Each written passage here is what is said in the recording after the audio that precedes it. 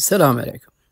القصة هذه اللي أذكرها لكم يا جماعة الخير حدثت سنة 2010، وهذا الشخص اللي بالقصة يمثل نفسه وما يمثل الشعب المصري كله، لأن حرام نحكم على شعب عشان حالات فردية، 1 ولا 2 ولا 10 ولا 15 ولا 30. المهم يا جماعة الخير، القصة هذه السعودي رجل أعمال، وفعلا صارت في القاهرة، وبوضع لكم الخبر حق القصة سنة 2010. حتى القصة وقتها اتذاكرت في الصحف الكويتية والسعودية. القصة يعني مخيفة بنفس الوقت يا جماعة الخير، وفيها دروس كثيرة لأي واحد يسافر لحاله.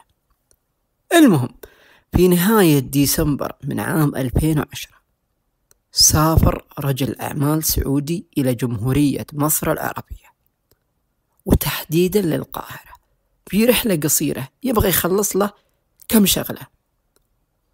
الرجال كان من النوع المحافظ، يعني ساكن في فندق محترم، وكل تنقلاته بسيارة الفندق أو تاكسي، ما كان يحب يتمشى كثير. المهم، لكن في ذاك اليوم ما أدري إيش اللي خلاه يطلع برا. قال بغير جو، بروح أتمشى شوي وأشوف القاهرة القديمة برجولي.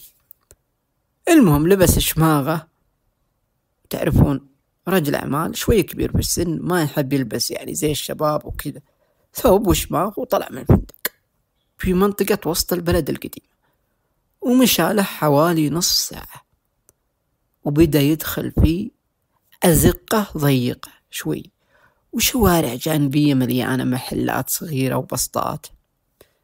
اللي ما كان يدري عنه خوينا السعودي هذا إن في 2 يراقبونه من بداية طلوعه من الفندق.